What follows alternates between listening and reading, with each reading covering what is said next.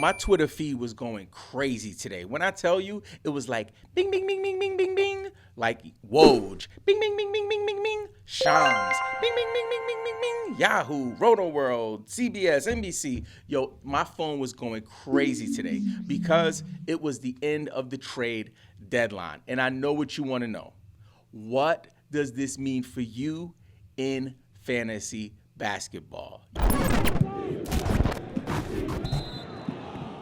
Who are the biggest winners and who are the biggest losers of this year's trade deadline? Oh, let's go, let's go, let's go! We believe every NBA fan that plays fantasy football should also play fantasy basketball. So the first thing I want to do is pull up the daggone list of all of these trades. So before I give you the biggest winners and losers, I want to run through that. Phoenix gets Royce O'Neal and David Roddy.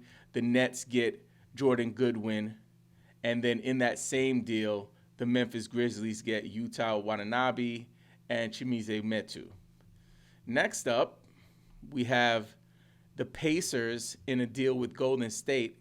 The Pacers get Corey Joseph, and the Warriors get a second-round pick. Then we have a deal here with the Trailblazers and the Celtics. This is not really a fantasy relevant one, but Banton gets traded to the Blazers, and the Celtics get a heavily protected second-round pick. Then we have the Celtics and the Sixers making moves. We got Jaden Springer gets traded to the Celtics, and the 76ers get a second-round pick. Then the Kings land Robin Lopez in a deal with the Bucks. The Kings get Lopez, and the Bucks get cash. They trading players for cash out here. Come on, man. Where they do that at? The NBA, obviously.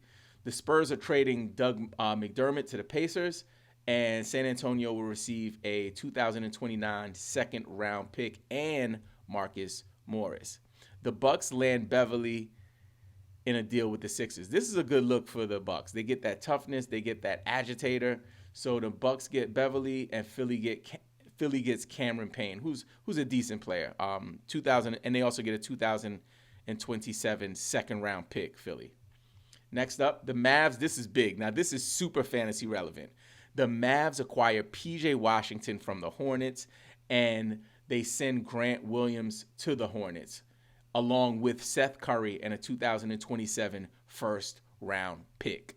Big deal there. And again, in a couple of minutes, we're going to go over the biggest winners and losers for fantasy basketball specifically.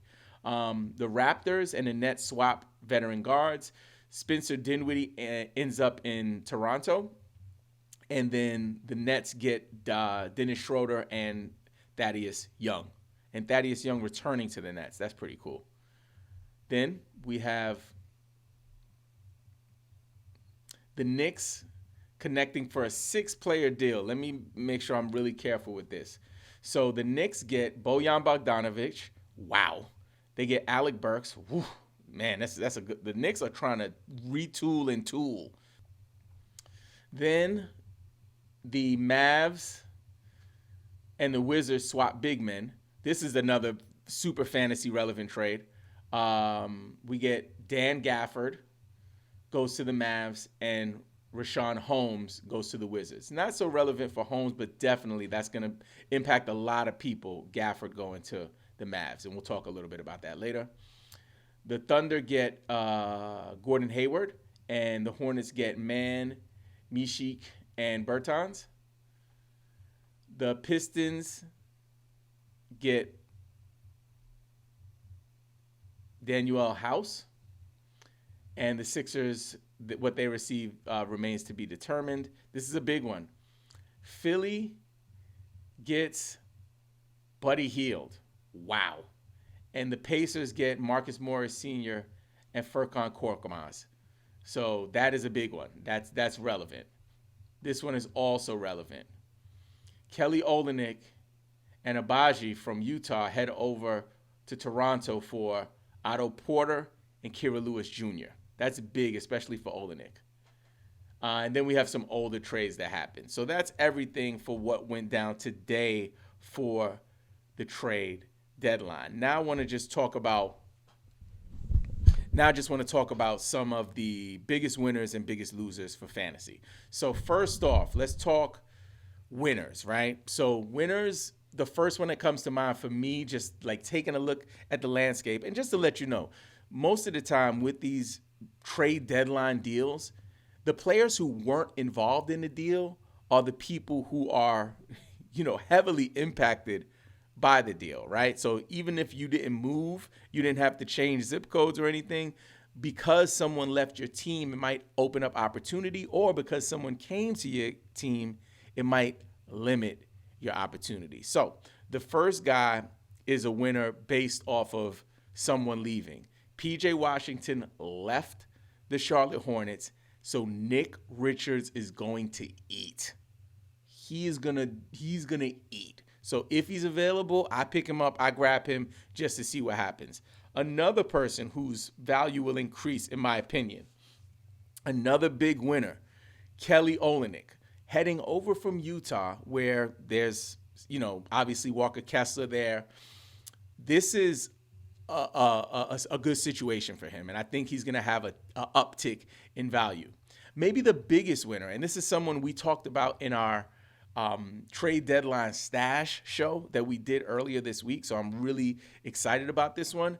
Marvin Bagley Jr. No, he didn't get traded, but Dan Gafford got traded, and with Dan Gafford leaving, Marvin Bagley is the big man. He's the big man on campus now, literally, and he's shown us when he gets the opportunity, like he's a double-double machine.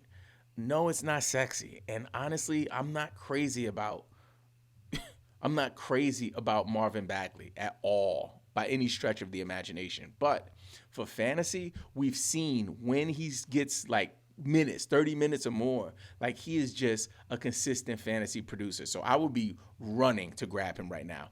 The next player that I think is going to get an uptick and wins in this trade deadline deals is Asar Thompson.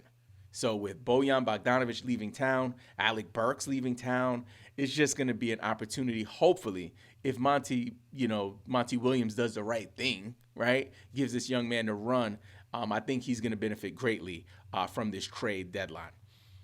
And the last person who I think is a win, Walker Kessler.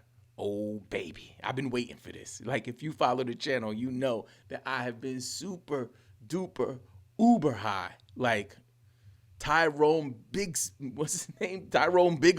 high on Walker Kessler. Like, crazy about this guy. He hasn't, like, he's making me look bad out here in these fantasy streets. But maybe this is what we needed, right? Kelly Olynyk's gone. Maybe this can be an opportunity for him. Now, let's talk about some of the losers. Derek Lively. Oh, I really like Derek Lively too.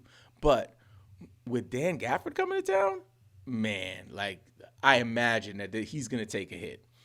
Another guy that I think is going to take a hit, Dennis Smith Jr. Honestly, he was one of the people that I imagine would benefit if a deal went down because, where he's landing and the arrival of Schroeder.